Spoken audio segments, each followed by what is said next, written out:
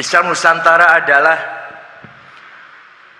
bukan madhab baru, bukan aliran baru, tapi khosois, mumayyizat, tipologi, ciri khas Islam di Nusantara, yaitu mempunyai ciri beda dengan Islam di Arab Timur Tengah, beda di Asia Selatan, tapi Islam Nusantara mempunyai ciri khas melebur dengan budaya, menyatu dengan adat tradisi,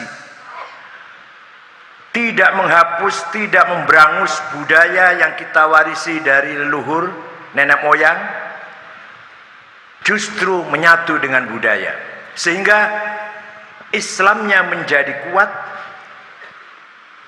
budayanya menjadi lestari, langgeng, kecuali kalau betul-betul bertabrakan dengan syariat Islam, seperti tradisi nenek moyang kita sebelum Islam, minum-minuman khamar, hubungan seks bebas ketika melakukan ritual, kemudian minum darah manusia,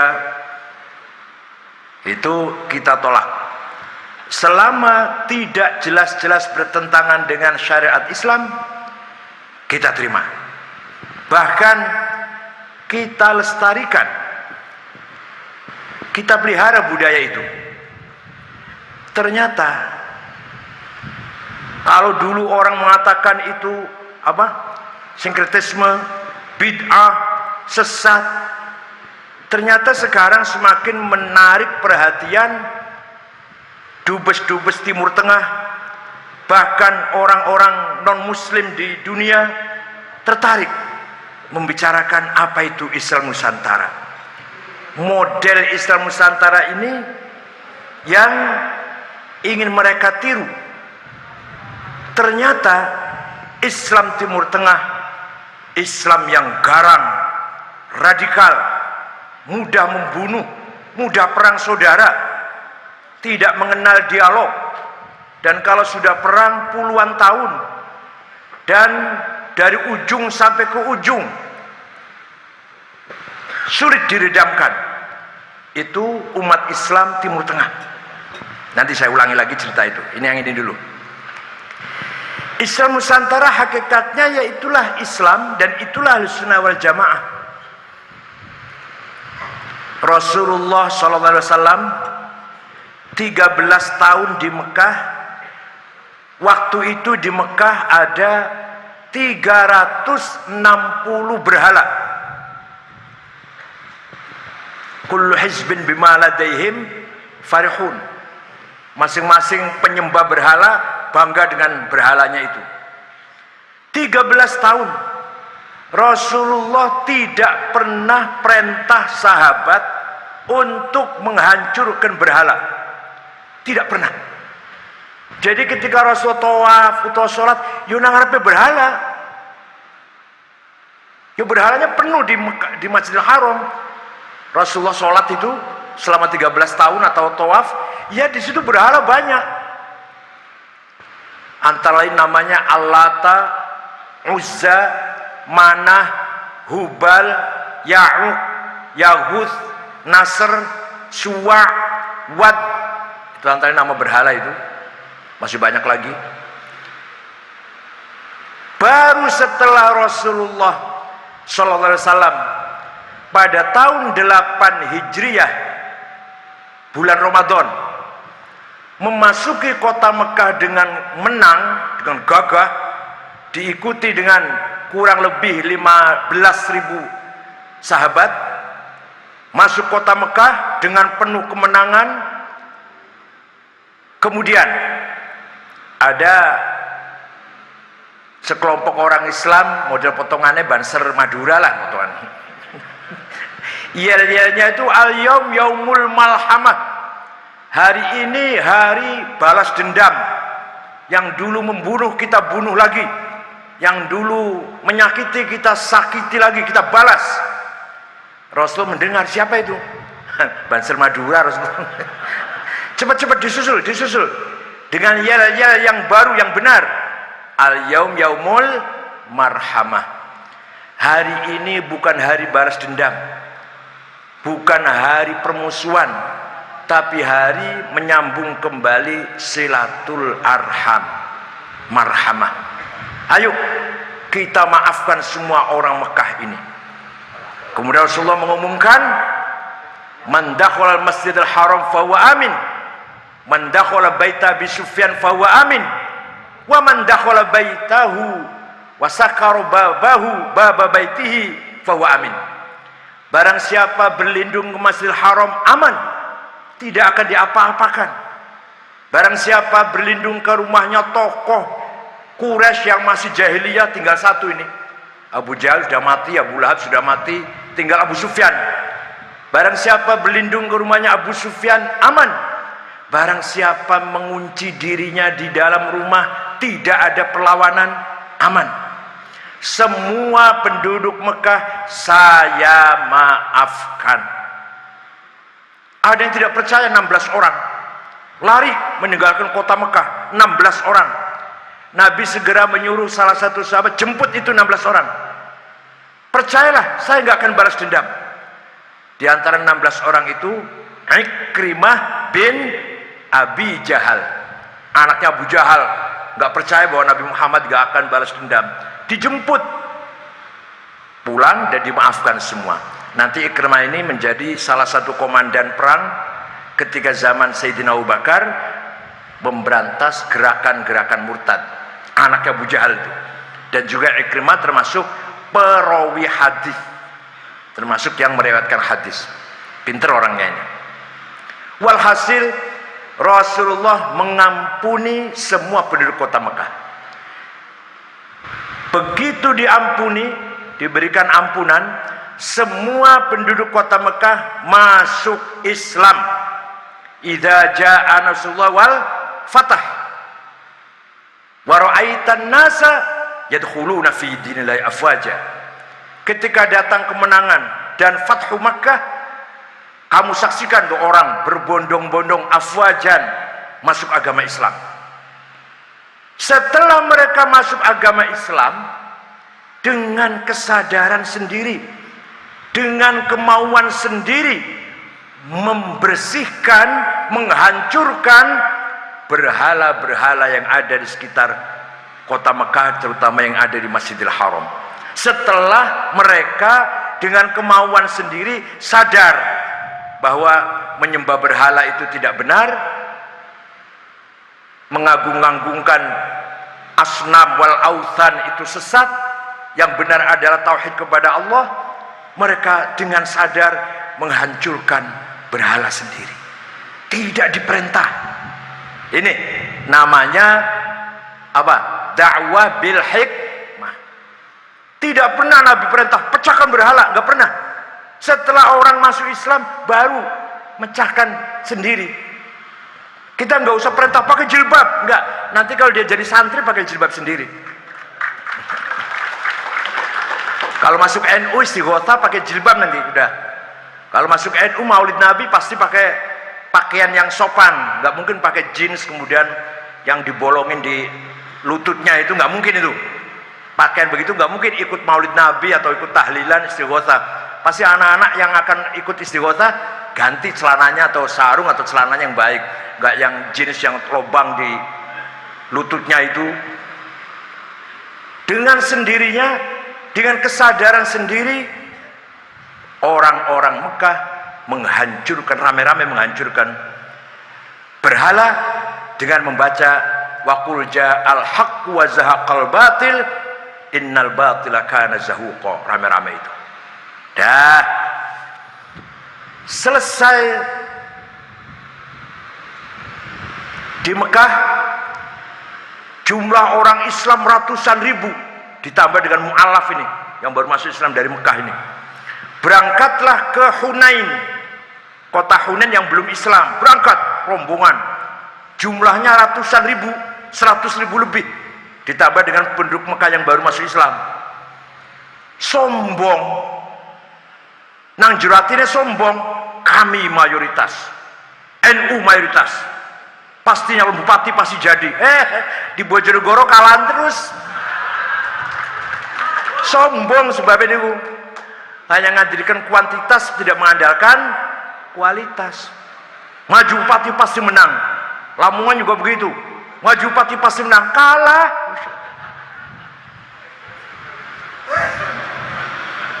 Di tengah jalan umat Islam sombong. Kami banyak jumlahnya, pasti beres Hunain. Hunain kota kecil saja kok beres. Kita ini banyak jumlahnya. Di tengah jalan dijebak oleh musuh, lari semua, kecuali Rasulullah dan sahabat-sahabat yang as-sabiqinal awwalin yang tidak lari. Yang lain lari semua terbirit-birit. Wa yauma Hunainin id a'jabatkum kathratukum falam tughni ankum syai'a wa dhaqat 'alaikumul ardu bima rahubat thumma wallaitum mudbirin. Wa yauma Hunainin id a'jabatkum kathratukum, kejadian di Hunain kamu sombong dengan jumlah kathratukum, jumlah banyak, menyombongkan jumlah, menyombongkan kuantiti bukan quality. Diserang oleh musuh semua. Wadaqat 'alaikumul ardu bima rahubat, rasanya dunia ini sumpek, sempit, ketakutan. Tsumma walaitum mudbirin, lari terbirit-birit. Padahal jumlahnya banyak itu. Oleh karena itu jangan sombong ya. Orang NU jangan sombong. Ini dalam Quran jelas sekali, a'jabatkum kathratukum falam tughni ankum syai'a. Jumlah banyak tidak manfaat sama sekali kalau tidak didukung dengan kualitas. Jumlah banyak falam tughni ankum syai'a, tidak akan menjadikan kamu menang, tidak akan menjadikan kamu berhasil kalau hanya mengandalkan jumlah yang banyak. Jumlah banyak potongannya kau yang ini. Jumlah banyak itu potongannya kau yang ini lah. Insyaallah. Yahudi itu hanya 16 juta sedunia. Yahudi hanya 16 juta. Pegang Pentagon, pegang NASA, pegang fashion, model-model pakaian, pegang model-model parfum, model pakaian pegang Yahudi, senjata dipegang Yahudi, parfum-parfum, merek parfum minyak wangi itu Yahudi semua yang pegang itu. Di Perancis, di Eropa, Aigner, Pierre Cardin dan seterusnya, merek-merek mewah dipegang Yahudi. Orangnya cuma 16 juta. NU konon katanya 80 juta, rawahu LSI. Jadi LSI itu lembaga survei Indonesia itu menanyain setiap orang yang baru keluar dari coblosan pemilu itu, pemilu keluar dari coblosan, tanya NU apa bukan. Itu menghasilkan angka 84 juta yang ngaku NU itu. Rawahu LSI. Ini rawinya dobit, thiqah, adil, mutasil. Pasti sahih itu pasti. Nah, akhirnya Rasulullah cepat mengkonsolidasikan pasukan, selesai. Hunain kalah, sudahlah. Ceritanya ringkas gitu. Satu lagi kota yang belum Islam, Taif, yang dulu pernah melempari batu. Rasulullah pulang dari Taif kan, 1 bulan di Taif, diusir dan dilempar dengan batu sampai kakinya berlumuran darah. Wa amma Taifad'u thaqifan falam yuhsinu bil ijabati qirah wa ghuraw bihi sufaha wal abida fasabbuhu bi alsinatin badiyah wa ramawhu bil hijarati hatta khudibat bid dima'ina ala thumma 'ada ila makkah hazina fas'alahu malakul jibali fi ihlaki li hadha al asabiyyah faqala inni arju ay yukhrijallahu min aslabihim may yatawalla atirillahumma qabrahul karim Allahumma salli wa sallim wa barik alaih. Syuriah, katib, akwan, mustasyar harus hafal barzanji. Kalau tanziliyah nggak apa-apa, nggak hafal nggak apa-apa. Ya Bu ya, kalau jenengan ngundang Syuriah mau coba barzanji masih ora hafal, ojo diamplopin. suruh pulang pakai ojek. Tapi kalau rupanya apal diamplopin gitu nggih. Jadi Rasulullah ke Taif 1 bulan dakwah, tidak satu pun ada orang masuk Islam. Satu aja nggak ada, 1 bulan itu. Pulang dilempari batu, berdarah-darah kakinya, sampai 2 sandalnya berlumuran darah. Nah sekarang Taif akan kemasukan pasukan Islam yang dulu pernah menyakiti Rasulullah. Ringkas cerita, oke, Taif sudah Islam. Ringkas cerita ini, tunduk sudah. Mendapatkan ghanimah atau fai luar biasa. Ribuan onta, ribuan sapi, ribuan kambing. Dikumpulkan di Ja'ronah, Ju'ronah, monggo terserah. Jiddah, Juddah, Jaddah juga boleh. Di Ja'ronah sambil Rasulullah mengambil miqat ihram umrah. Kebetulan Siti Aisyah sedang lagi haid. Siti Aisyah boten ngambil ihram, nanti ngambilnya dari Tanim yang cuma 5 kilo jauhnya. Kalau Ja'ronah 28 kilo. Ketua Umum PBNU kudu apal sejarah ini.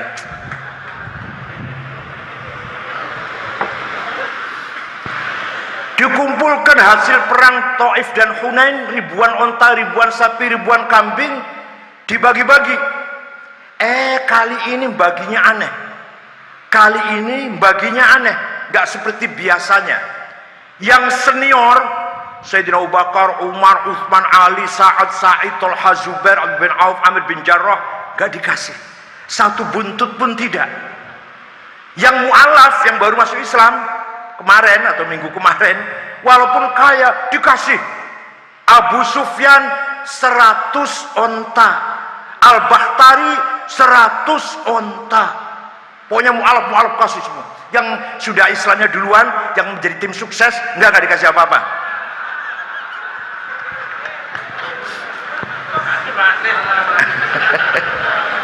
Dah, tiba-tiba ada yang marah.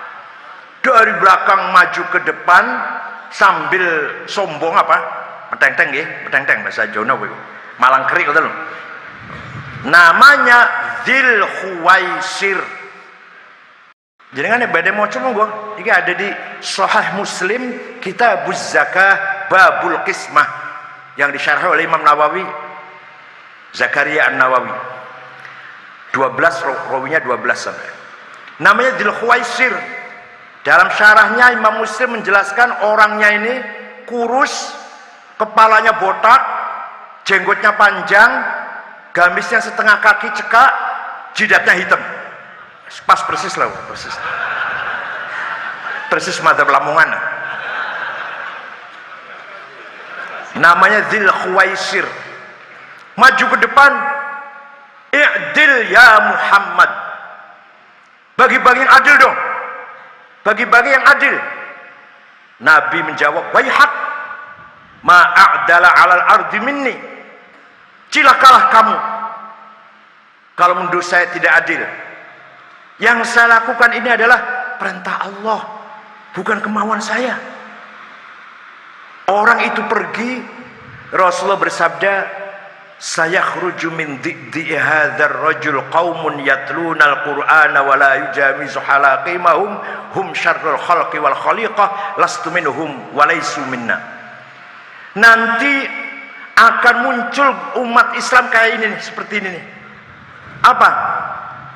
Hafal Quran, yatluna al-Quran, baca Quran, hafal bahkan, wa la yujawizu halaqimahum, tapi tidak melewati tenggorokannya, alias tidak paham. Hafal tapi nggak paham secara substansif, pahamnya dangkal, harfiah, tekstual pahamnya. Betul Pak. Hum syarrul khalqi wal khaliqah, mereka itu sejelek-jelek manusia, wal khaliqah ayil bahaim, sejelek-jeleknya binatang. Binatang lebih baik daripada mereka. Lastu minhum, saya tidak termasuk golongan mereka, walaisu minna, dan mereka tidak termasuk golonganku. Monggo jenengan waca teng Sahih Muslim. Nah, prediksi Nabi Muhammad niki, kalau bahasa intelnya informasi A, informasi dini A itulah. Prediksi Nabi Muhammad ini bukti. Tahun 40 Hijriah umat Islam digegerkan, digemparkan oleh kejadian Sayyidina Ali Amirul Mukminin Khalifatul Rasulillah dibunuh ketika akan ngimami sholat subuh keluar dari rumah. Rencananya pagi itu yang akan dibunuh 3, Sayyidina Ali, Gubernur Syam Muawiyah bin Abi Sufyan, Gubernur Mesir Amr bin As. Yang Gubernur Syam dan Gubernur Mesir Muawiyah dan Amr bin As tidak keluar. Apakah sholat subuhnya di rumah atau subuhnya kesiangan, nggak tahu saya. Yang jelas yang keluar Sayyidina Ali yang mau ngimami subuh. Hati-hati loh ya, hati-hati yang keluar mau sholat subuh di masjid. Hati-hati loh, mati itu. Kalau yang nggak keluar malah selamat malah. Sayyidina Ali keluar dari pintu, langsung ditusuk dari belakang, wafatlah Sayyidina Ali. Siapa yang membunuh Sayyidina Ali ini? Kristen, Katolik, Hindu, Buddha, Konghucu? Bukan, orang Islam. Orang Islamnya preman, dia preman. Celananya jin, ada tatonya ngarep gurih, gambar ular dan buaya, anting-anting, kalung, rambutnya panjang. Tidak. Yang membunuh Sayyidina Ali Abdurrahman bin Muljam At-Tamimi, qaimul lail shaimun nahar hafizul Quran. Tiap malam tahajud, tiap rino puasa, hafal Quran. Kenapa membunuh Sayyidina Ali? Ali kafir, kata dia. Ali kafir. Di mana kafirnya? Karena Ali menjalankan hukum hasil musyawarah manusia, bukan Quran. Sedangkan dalam Quran, wa man lam yahkum bima anzalallah faulaika humul kafirun. Barang siapa tidak menjalankan hukum Allah, kafir. Kalau kafir harus dibunuh. Seperti kita ini menjalankan hukum hasil DPR, MPR, hasil musyawarah manusia, kafir semua ini. Karena bukan hukum Quran. Itulah kelompok radikal teroris mulai ada muncul di Islam sejak abad pertama Hijriah.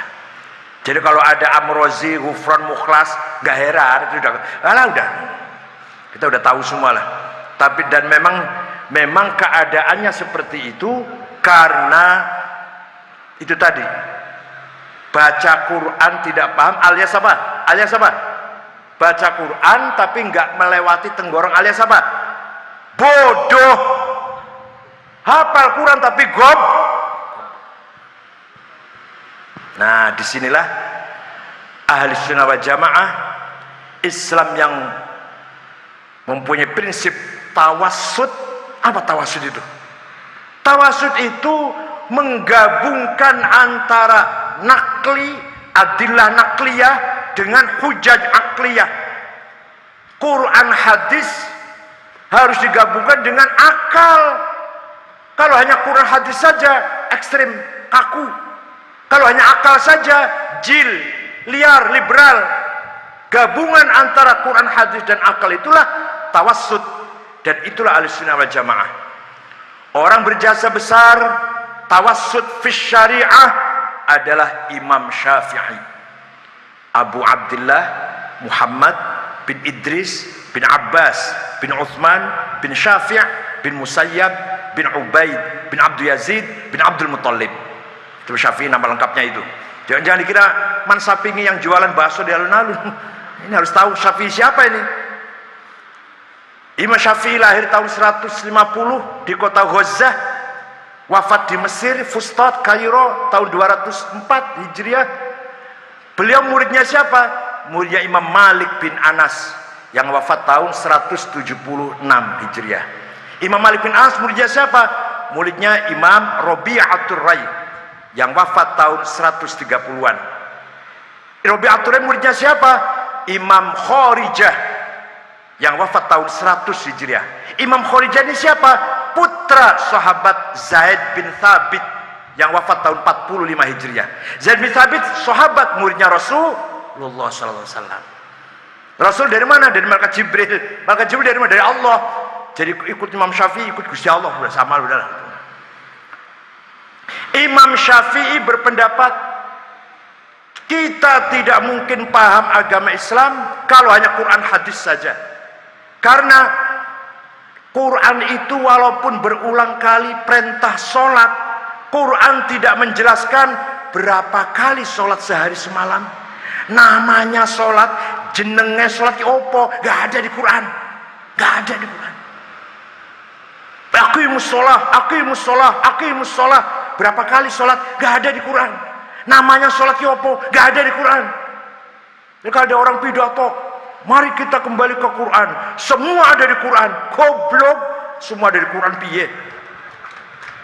Nah, di hadis ada furidat alaikum khamsu maktubat, diwajibkan kepada kamu sekalian sholat 5 kali. Hadis bukan Quran. Namanya az-zuhur wal asr wal maghrib wal isya wal fajr. Hadis. Hadis pun tidak menjelaskan prakteknya sholat. Syarat-syaratnya ada berapa? Islam, baligh, akil, suci dari hadas saghir, hadas kabir, suci pakaian, tempat dan badan dari najis, masuk waktu, gak ada di hadis. Rukunya ada 14, arkan sholat arba'ata asyar, an-niyah, takbiratul ihram, an-niyah, al-qiyam liman istata'a, qiraatul fatihati fihi, ar-ruku, at-tuma'ninatu, gak ada di hadis. Terus dari mana kita tahu bahwa sholat itu harus Islam, harus baligh, harus berakal? Dari mana?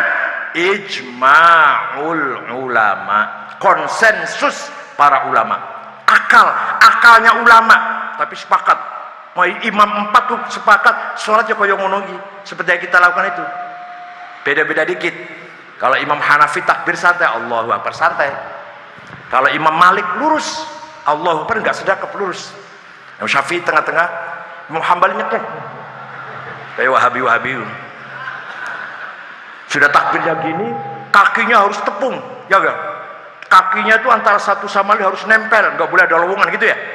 Ada kan di sini ada nggak sih? Yang sholatnya kayak gitu, mentang supaya antara kaki itu satu sama lain nempel, jarinya kaki itu. Coba kalau longkang, kalau ada lowongan, setan iblis nanti di situ. Kalau saya alhamdulillah setan belum jamaah. Ya enggak, setan gelem jamaah alhamdulillah nang ngiringanku kene lawan-lawan. Dah, itu ijma. Kias ada 9 macam. Aulawi, burhani, mantiki, jadali, istiqra'i, khitabi, tamthili, iqna'i. Kias aulawi contohnya, Quran melarang bentak-bentak dua orang tua. Wala taqul lahuma uffi wala tanharhuma. Quran tidak melarang kita nempeleng orang tua, enggak ada itu. Tidak ada larangan nempeleng, jotos, mukul ayah dan ibu, enggak ada itu. Yang ada haram, dosa besar bentak-bentak ayah ibu. Harus pakai kias aulawi. Kalau bentak-bentak ngomong kasar saja dosa besar, lebih nempeleng. Namanya kias apa namanya? Aulawi. Kias burhani, kias fakta. Sabu-sabu, ekstasi, heroin, kokain, ganja, lem ban sepeda itu apa ada di Quran hadis? Nggak ada hukumnya. Yang ada apa? Khomer. Faktanya barang ini podo karo khomer. Hadza muskir, ini barang memabukkan. Wa kullu muskirin khomrun, setiap yang memabukkan termasuk kategori khomer. Wa kullu khomrin haram, setiap khomer, seluruh khomer merek opo wae madiin mana saja haram. Fahadza haram, maka ini barang juga haram karena faktanya sama-sama memabukkan. Namanya kias burhani. Ada lagi kias istiqra'i, kias tamthili dan seterusnya. Kalau ingin bisa ya ngaji sendiri. Saya aja dapat ngaji kok bisa kayak gini nih. Nanti di UNU atau IAI S2 harus ada usul fiqh seperti ini. Itu ada dalam kitab Ar-Risalah lil Imam Asy-Syafi'i. Suratnya Imam Syafi'i 300 halaman. Ditujukan kepada Gubernur Asia Tengah Abdurrahman Al-Mahdi. Maka disebut Ar-Risalah. Imam Syafi'i yang mendikte, yang nulis muridnya Rabi' bin Sulaiman Al-Muradi. Nah, itu jasa besar tawassut fi syariah. Tawassut fil aqidah jasanya siapa? Tawassut fil aqidah Imam Abul Hasan Al-Asy'ari. Quran, hadis, dan akal melahirkan kreativitas yang luar biasa. Apa? Hasilnya apa? Ilmul kalam yang menceritakan, yang menerangkan sifat-sifat yang wajib bagi Allah. Ada 20: nafsiyah, salbiyah, ma'ani, ma'nawiyah, wujud, qidam, baqa, mukhalif, haditsi, qiyam, bidang, wahdaniyah, qudrah, iradah, sama, basar, ilmu, haya, kalam, kaunuhu qadiran, kaunuhu muridan, kaunuhu aliman, kaunuhu basiran, kaunuhu sami'an, kaunuhu hayyan. 20 yang mustahil, 20 hasil kecerdasannya Imam Asy'ari.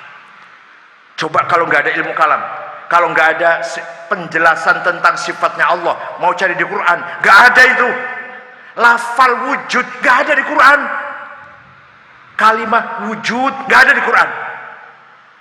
Kalau sami'un basirun wonten di Quran, ahadun wonten, tapi kalimah wujud, qidam nggak ada di Quran. Lah, inilah kecerdasan Imam Asy'ari agar kita semua, terutama orang awam dan kelas menengah, kalau setinggi monggo, kalau sudah tinggi mau pakai ilmu kalam sifat 30 atau orang karep-karepmu lah. Kalau sudah pemikir, kalau sudah levelnya pemikir, kalau sudah mantap imannya, nggak usah pakai ilmu kalam ya nggak apa-apa. Orang awam, orang kelas menengah ke bawah, kalau nggak ada ilmu kalam, mana kenal Allah itu? Allah harus wujud, Allah harus qidam, Allah harus baqa. Ini jasanya Imam Asy'ari. Dalam kitabnya Maqalatul Islamiyin, Al-Ibanah, Ar-Risalah ila Ahli Thaghar, Al-Luma', wafat diganti oleh muridnya Abdullah Al-Bahili. Al-Bahili wafat diganti oleh muridnya Abu Bakar Al-Baqillani. Kitabnya At-Tamhid, Al-Insaf, Al-I'jaz, Al-Bayan. Wah, kitab iki ora Jonegoro gak tau ndelok iki kitab iki. Ngimpin ndelok ora kaya. Baqillani wafat, muridnya disusul oleh muridnya Abdul Malik Imamil Haramain Al-Juwaini. Kitabnya Latiful Isyarat, Al-Kafiyah, Al-Arba'in fi Usuluddin, Ghiyathul Umam. Di kitab Ghiyathul Umam itu ada tata cara memilih pemimpin melalui Ahlus Syura atau Al-Halli wal Aqd. Itu ada di kitab Ghiyathul Umam. Kemudian Imam Haramain punya murid Imam Abu Hamid Al-Ghazali. Kitabnya dalam fikih Al-Wajiz, Al-Wasit, Al-Basit. Usul fikih Al-Mustasfa, Al-Mankhul. Ilmu kalam li Jamul Awam fi ilmil kalam, Al-Iqtisad fi i'tiqad. Dalam akhlak Bidayatul Hidayah, Minhajul Abidin. Filsafat Mishkatul Anwar, Ma'rijul Quddus, Maqasidul Falasifah, Tahafutul Falasifah. Tentang Syiah, Fadhaihul Batiniyah. Tasawuf Ihya Ulumuddin, Al-Qasidatut Ta'iyah, dan Al-Madnun li Ghairi Ahli. Itu kitabnya Imam Ghazali, masih banyak lagi. Imam Ghazali wafat dua murid Abdul Karim Asy-Syahristani. Kitabnya Al-Milal wan Nihal, Musara'atul Falasifah, Nihayatul Iqdam fi Ilmil Kalam. Syahristani punya murid Muhammad bin Umar Fakhrur Razi. Kitabnya Fit Tafsir Mafatihul Ghaib 16 jilid. Ilmu kalam Al-Matalibul Aliyah 5 jilid. Al-Mabahithul Masyriqiyah 4 jilid. Al-Mahsul fi Ilmil Usul 4 jilid. Imam Razi wafat dua murid Abdullah As-Sanusi. Kitabnya Al-Aqidatul Kubra. As-Sanusi wafat dua murid Ibrahim Al-Baijuri. Kitabnya Nazam Jauhar Tauhid. Baijuri wafat dua murid Ahmad Ad-Dasuki. Kitabnya Ummul Barahin. Ad-Dasuki wafat dua murid Ahmad Zaini Dahlan, Al-Mutammimah, Al-Kawakibud Duriyah, Ad-Durarus Saniyah. Zaini Dahlan dua murid Ahmad Khotib Sambas Kalimantan Barat. Kitabnya Fathul Arifin. Khotib Sambas dua murid Muhammad Nawawi Banten, Abdus Somad Palembang. Nabi Banten kitabnya Syarah Safina, Syarah Sulam, Tafsir Munir. Nabi Banten dua murid Arsyad Banjarmasin, Khalil Bangkalan, Mahfud Termas. Mahfud Termas kitabnya Manhaj Dawin Nadhar. Arsyad Banjarmasin kitabnya Sabilul Muhtadin. Mahfud Termas dua murid Hadratus Syekh Haji Hashim Asy'ari. Pulang dari Mekah tahun 26 mendirikan Nahdlatul Ulama. Kemudian beliau wafat diganti oleh murid anaknya yang cerdas, Kiai Wahid Hashim. Wahid Hashim wafat diganti oleh anaknya yang di atas cerdas, Gus Dur. Gus Dur di 15 tahun jadi ketua NU, kemudian jadi presiden, diganti oleh Al-Mukarram Kiai Hashim Muzadi. Kiai Hashim Muzadi 10 tahun diganti oleh itu dari Imam Asy'ari ke sini. Imam Asy'ari ke atas. Imam Asy'ari gurunya namanya Abu Ali Al-Jubai. Abu Ali gurunya Abu Hashim Al-Jubai. Abu Hashim gurunya Abul Hudzal Al-Allaf. Al-Allaf gurunya Ibrahim An-Nazam. An-Nazam gurunya Amr bin Ubaid. Amr bin Ubaid gurunya Wasil bin Atha. Wasil bin Atha gurunya Muhammad bin Sayyidina Ali. Siti Fatimah wafat, Sayyidina Ali nikah lagi dengan Khawlah binti Ja'far dari suku Bani Hanifah, punya anak Muhammad, tidak berpolitik. Kalau Sayyidina Hasan, Sayyidina Husain yang putra dari Siti Fatimah dari Rasulullah berpolitik sampai terjadi Karbala itu. Yang ini Muhammad ngaji saja di Masjid Madinah. Muridnya Ma'bad Al-Juhani Ghailan Ad-Dimashqi, pendiri mazhab Qadariyah. Jaham bin Sofwan, pendiri mazhab Jahamiyah. Wasil bin Atha, pendiri mazhab Mu'tazilah. Itu muridnya Muhammad bin Sayyidina Ali itu. Macam-macam muridnya. Nah, Muhammad dari mana? Ya dari bapaknya Sayyidina Ali. Sayyidina Ali dari mana? Ya dari Rasulullah SAW. Rasul dari mana? Dari Malaikat Jibril. Malaikat Jibril dari mana? Dari Gusti Allah. Jadi panjenengan melok Nahdlatul Ulama, nyun sewu mohon maaf, dari Said Aqil sampai Gusti Allah. Makanya kalau ditanya marrobuka wa nabiuka mal munkar nakir, dijawab saja rombongan Ki Hashim Asy'ari, selesai. Oh iya. Malah sampai sekarang munkar nakir belum bisa nanyain Gus Dur. Karena dalam hadis sahih hadisnya, mayat diletakkan di liang kubur, pengiring pulang sepi, munkar nakir datang. Gus Dur gak pernah sepi. Ini munkar nakir masih nunggu terus, kapan sepinya ini, Mas? Jadi munkar nakir belum masuk ke kuburan, belum pernah sepi. Malah kalau Abu Nawas bisa ngerjain munkar nakir malah. Ketika akan mati, wasiat pada anak-anaknya, kalau saya mati carikan kain kafan yang sudah ambrol, bolong-bolong, bau, hitam. Kenapa Pak? Udah nurut aja, gak usah tanya kenapa. Begitu mati, anaknya cari kain kafan yang sudah ambrol, sobek-sobek, lobang-lobang, hitam, bau, udah. Ya, dibungkus, taruh di liang lahat, pulang, munkar nakir datang, masuk kuburan, kaget, loh, saya salah masuk, ini kuburan lama ini udah. Loh. Balik lagi munkar nakir gak jadi tanya.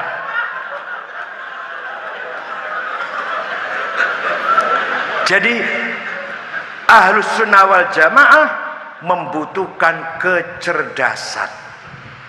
Karena menggabungkan antara nakli dan akli. Kalau ekstrem kanan, Allahu Akbar, selesai. Ekstrem kiri, liberal, gampang. Agama tidak usah disosialisasikan. Agama harus pribadi dan Tuhan. Itu HAM itu, hak asasi manusia itu. Gak boleh ngajak orang suruh masuk Islam, gak boleh, itu melanggar HAM. Apalagi ngejak sholat. Suara terbanyak, suara Tuhan. Suara terbanyak, suara. Jadi kalau ada sepak bola lagi main, azan maghrib, panitianya mengumumkan ini sudah azan maghrib, istirahat sholat dulu atau terus main sepak bola. Kira-kira paling banyak jawabnya gimana? Suara Tuhan. Itu hak asasi manusia universal itu namanya. Kiri itu kiri, sekuler, liberal. Kanan gampang, kiri gampang, gak usah pinter. Tawassut ini harus pinter, harus berilmu. Maka UNU harus dibangun. Dan alhamdulillah waktu saya kampanye lah katakan, waktu saya kampanye di Makassar, kalau saya jadi ketua PBNU, saya janji 5 Universitas Nahdlatul Ulama. Sekarang 24. Saya itu Sumatera Utara, Lampung, Kalimantan Timur, Kalimantan Selatan, Halmahera, NTB, Bojonegoro, Sidoarjo, Surabaya, Cirebon, Cilacap, Kebumen, Jepara, 24. Masya Allah. Baru kali ini barangkali. SMK berapa Pak Hanif? SMK 92 ya? 92 SMK NU. Bukan milik pesantren, bukan milik NU. 92. Lembaga lajnah jalan semua. Jalan semua. Lembaga kesehatan mengelola dana program dari Global Finance 128 miliar, mensosialisasikan bahayanya HIV AIDS, TBC, malaria, dinilai di audit A+. Lembaga bencana alam dapat dana dari Australia 16 miliar. Ketika setiap ada bencana alam pasti hadir. Kemarin dari Aceh menengok pengungsi Rohingya, dinilai diaudit oleh yang pendonornya itu nilainya A. Begitu pula Lakpesdam, training, latihan, dapat dana dari World Bank 10 miliar, dinilai baik. Lembaga takmir masjid sangat aktif mempertahankan masjid dari Wahabi, dari berebut Wahabi. Kalau masjid itu kalau hanya orang NU yang hilang sendal di masjid itu, orang NU. Tapi kalau Wahabi masjidnya yang hilang, bukan sendalnya. Ayo, piye carane NU belajar nyolong masjid? Oh, nyolong sendal. Nyolong kok sendal? Nyolong masjid. Jangan nyolong sendal, nyolong pabrik sendal sekalian. Mau nyolong kok sepatu? Pabriknya sepatu colongan. Artinya kalau korupsi yang canggih itu, jangan korupsi jelas. Kalau mau nyolong-nyolongan yang canggih itu. Hadirin yang saya hormati. Datang lagi seorang yang berjasa besar, tawassut, Imam Ghazali. Kata Imam Ghazali, syariat saja fasik, hakikat saja zindik. Ono wong sholat, mandi, bersih, wudu, pakainya gamis putih, minyak wanginya misik, lurus, kiblatnya lurus, sempurna, maca Fatihah fasih, alhamdulillah alamin, ar-rahman, ihdinas sirwal hasil fasih, waladhdallin wa fasih. Tapi atine hasud, dengki, mujub, riya, adawah, baghdha, percuma sholat itu.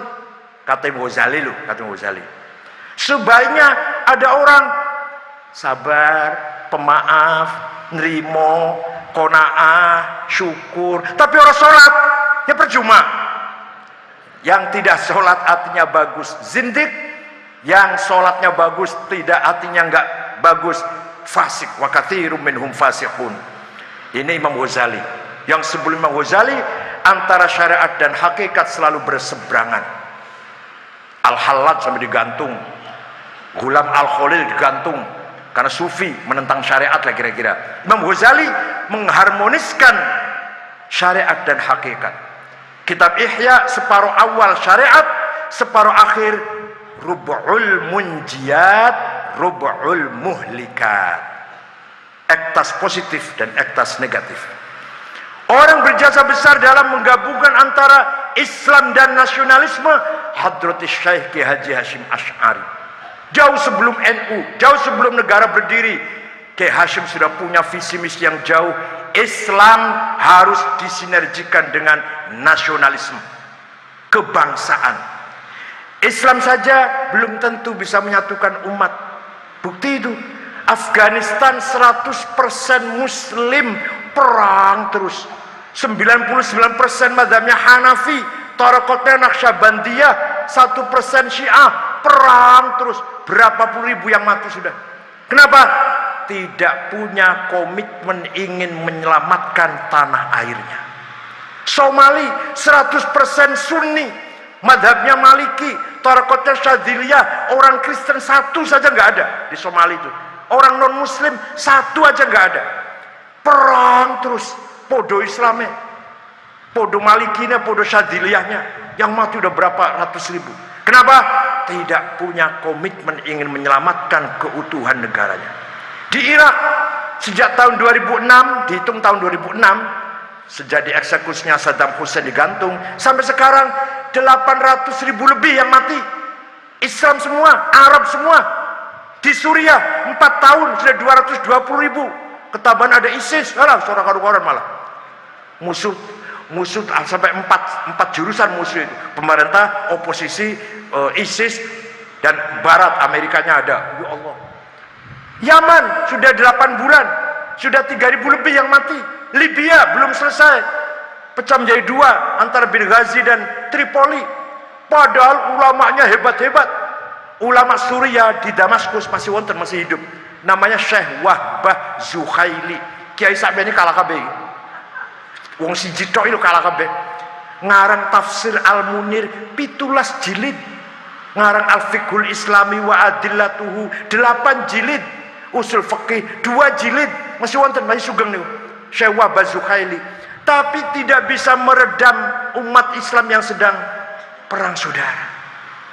Di Indonesia ini walaupun roh isyura MWC ndongan nek ndonga gratul-gratul. Azillatan 'alal mu'minin, 'izzatan 'alal kafirin. Kualik kiai, Masya Allah. Azillatan 'alal mu'minin, mudah-mudahan orang mukmin hina, 'izzatan 'alal kafirin, muga-muga orang kafir mulia. Kualik kiai. Azillatan 'alal kafirin, 'izzatan 'alal mu'minin. Ngono sampean amin ala seluruh. Ono mari sing ndungane ya roh syurah ranting nih, roh syurah ranting. Ya Ghani ya Hamid ya Mubdi ya Mu'id ya Rahim aghnina biharamikal halalik. Berilah rezeki kepada kami dengan rezeki yang haram-haram. Kualik kiai. Begitu roh syurahnya potongannya kayak gitu, tapi masih berperan menyatukan masyarakat. Ono suami karo istri pegatan, ojo gak jadi. Ada tetangga mau berantem rebutan opo lah, jangan, gak jadi berantem. Ada orang lagi konflik antar suku atau antar desa atau antar partai atau antar ojo masih didengar. Apa tidak ada konflik di Indonesia ini? Ada. Sampang NU dan Syiah, Puger Jember NU dan Syiah. Sing mati di Jember malah orang NU-nya yang mati. Kalau di Sampang orang Syiahnya, kalau di Jember orang NU-nya yang mati. Rupanya lali nggak nganggo akik anti bacok rupanya. Di Banten, di Kuningan, Jawa Barat konflik, tapi bisa dilokalisir di situ saja, nggak merembet kemana-mana dan cepat diatasi, nggak bertahun-tahun. Itu di Indonesia itu. Sekarang di mana? Di Tolikara. Sekarang sudah dingin. Malah yang kita khawatirkan di lain daerah kemudian ngamuk balas dendam, itu yang kita khawatirkan. Di sana udah mulai dingin, sudah mulai dingin lah. Malah udah ketangkep, malah ada orang luar negerinya yang ketangkep ini. Ada 5 orang yang luar negeri, yang 2 orang situ. Cepat bisa diatasi. Coba di Timur Tengah, habis konflik puluhan tahun, dari utara sampai selatan, dari timur sampai barat. Irak itu semua konflik, bom tiap hari meledak. Suriah, bom tiap hari meledak. Yang mati luar biasa berapa itu. Begitu pula di Afghanistan, lagi sholat Id, bom meledak, yang mati adiknya presiden, adiknya Mahmud Karzai, lagi sholat Id. Podo karo di Cirebon, di kantor polisi kota Cirebon, lagi sholat Jumat, Allah, bom meledak. Sing ngebom jenenge Syarifuddin, keluaran pesantren As-Sunnah, Jalan Kali Tanjung, Kecamatan Geraksan, Cirebon Selatan. Kalau saya Cirebon Utara, ini Cirebon Selatan. Pesan As-Sunnah itu yang didirikan namanya Yusuf Ba'isa. Sekarang dipimpin oleh Salim Bajri. Yang danain namanya Khalid Bawazir. Yang danain. Satu lagi muridnya ngebom Ritz-Carlton, Hotel Ritz-Carlton Jakarta. Dia tukang pot, memasukkan pot bunga ke hotel, di dalamnya ada bomnya. Itu dari desa Manis Lor, Kecamatan Jalaksana, Kuningan, Cirebon Selatan. Kuningan, Cirebon Selatan. Kalau saya utara. Yang terakhir Ahmad Yusuf dari Losari. Losari itu perbatasan Jawa Barat, Jawa Tengah, termasuk Jawa Barat. Ngebom gereja Betel di Solo. Jadi itu pesantren Wahabi. Alumninya bukan hafal alfiyah, hafal amriti, tapi hafal ngerakit bom.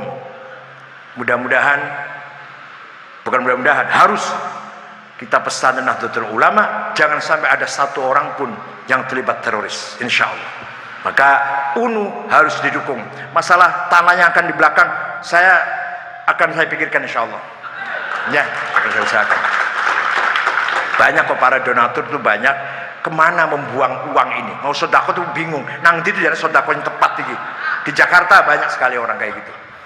Nah, itulah Islam Nusantara, itulah Nahdlatul Ulama, itulah Ahli Sunnah wal selalu memelihara tawassut. Memelihara tawassut bil ilmi, harus dengan ilmu memelihara tawassut itu. Kalau ekstrem kanan gampang, ekstrem kiri gampang, mengendalikan prinsip tengah inilah yang membutuhkan basis ilmu pengetahuan.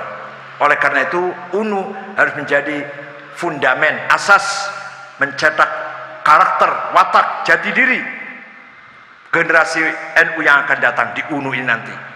Kalau kita mampu menjaga itu, maka kita tidak akan tergilas di era globalisasi ini. Jati diri kita, kepribadian kita, watak kita tidak akan tergilas dengan globalisasi. Bahkan kita ikut mewarnai di era globalisasi ini. Orang luar negeri ingin malah seperti NU nantinya. Orang Islam luar negeri. Bukti, ada mahasiswa Afghanistan 20 kuliah di Stainu, Jakarta. Kita beasiswa itu, kita beri beasiswa 20 di Afghanistan. Di Afghanistan orang ingin nanti generasi muda koyo NU Islamnya.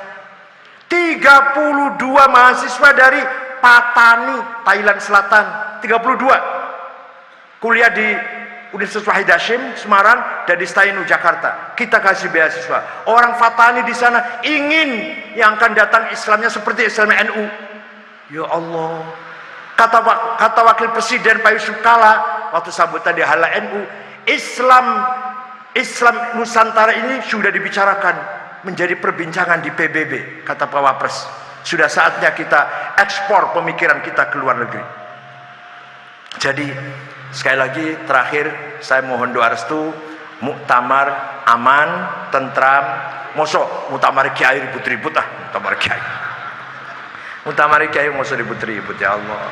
Adapun masalah pemilihan pakai sistem apa itu terserah nantilah. Yang penting keputusan Munas NU memilih Rois Am menggunakan ahlul hal waktu, itu artinya musyawarah mufakat, boten diadu, dikampanyekan tim sukses nanti antara kiai diadu, boten. Justru sistem ahlul hal waktu inilah sistemnya Islam. Khulafaur Rasyidun Abu Bakar, Umar, Utsman, Ali dipilih melalui ahlul hal wal, pemimpin Islam dipilih melalui musyawarah. Nggak ada one man one vote, nggak ada. Suaranya tukang sapu, tukang beca, kalau suaranya kiai, profesor sama. Itu sistem barat itu. Demokrasi liberal barat itu. Satu orang suaranya satu, profesor maupun tukang sapu atau tukang beca. Ini demokrasi ala barat itu. Coba baca lihat Ahkamus Sultaniyah lil Imam Al-Mawardi, Ahkamus Sultaniyah lil Imam Abi Ya'la, Ghiyathul Umam lil Imam Haromen. Nanti bicara ada pasal bagaimana ikhtiarul imam, memilih pemimpin ahlus syura. Bahkan menurut Imam Haromen, lebih sedikit ahlus syura lebih baik, kata Imam Haromen. Lebih sedikit lebih baik, tidak banyak kepentingan. Dan insya Allah sesuai dengan keputusan Munas bahwa pemilihan Rois Am melalui musyawarah mufakat. Nanti bukan hanya Rois Am, terus di cabang, di wilayah juga gitu. Milih Rois Syura wilayah, milih Rois Syura di cabang, lalu ahli syura pakainya. Bukan pilihan langsung voting. Insya Allah akan menghasilkan Rois Syura yang berkualitas. Kalau diadu voting belum tentu berkualitas. Buktinya bupati, wali kota, gubernur, pilihan langsung banyak yang tidak berkualitas. Sing pinter kalah, sing penyanyi dangdut menang. Wonten kan? Pekalongan contohnya udah. Ini contohnya Pekalongan. Yang kalah itu dokter Kanada. Dokter keluaran Kanada kalah, yang menang penyanyi dangdut di Pekalongan, Jawa Tengah. Itu karena gara-gara apa? Gara-gara pilihannya one man one voting. Karena tidak mengingat kualitas, hanya mempertimbangkan banyaknya suara. Terima kasih. Mudah-mudahan muktamar tenang, tentram, sukses. Soal siapa yang nanti menang, pasti orang NU, Masyur Muhammadiyah. Siapa saja pasti orang NU. Udah itu aja, tenang aja, mengalir mawon. Betul usah pusing-pusing. Nanti tenaga pikiran dikuras oleh isu-isu yang gak karu-karuan. Tenang aja, tenang, insya Allah.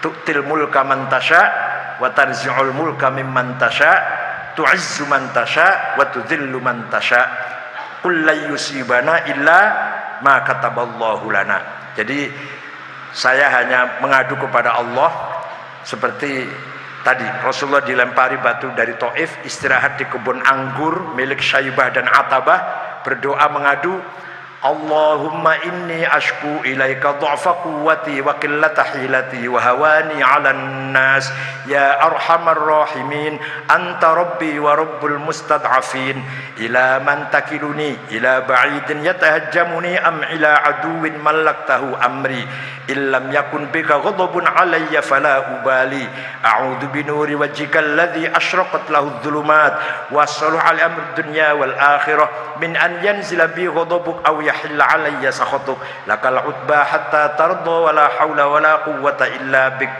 Kata Rasulullah, hanya kepada Engkau ya Allah aku mengadu tentang keterbatasan, ketidakmampuan, kelemahanku. Engkau Tuhanku dan Tuhannya orang-orang yang mustad'afin. Asalkan Engkau tidak menurunkan murkamu, marahmu, saya tidak peduli apapun yang terjadi. Illam yakun bika ghadabun alayya fala ubali. Saya nggak peduli apa yang terjadi, apa kata orang, apa kata isu, apa kata gosip, apa kata internet, apa kata medsos, nggak peduli. Asalkan Tuhan tidak menurunkan ghadab. Illam yakun bika ghadabun alayya fala ubali. Karena ghayra anna afiyataka hiya awsa'uli. Itu doanya Rasulullah ketika keluar dari Taif berdarah-darah, leren istirahat di kebun anggur milik dua saudara Syaibah dan Atabah. Kemudian Rasulullah ketemu dengan seorang namanya Addas, penjaga kebun. Addas itu dari kota Ninawa, kotanya Nabi Yunus bin Matta. Wah, sejarah panjang dongeng pun wonten mawon. Muga-muga wonten manfaatipun pertemuan ini, dan mudah-mudahan Universitas Nahdlatul Ulama Sunan Giri dan IAI Sunan Giri menjadi benteng hisnun min husuni ahli sunnah wal jamaah.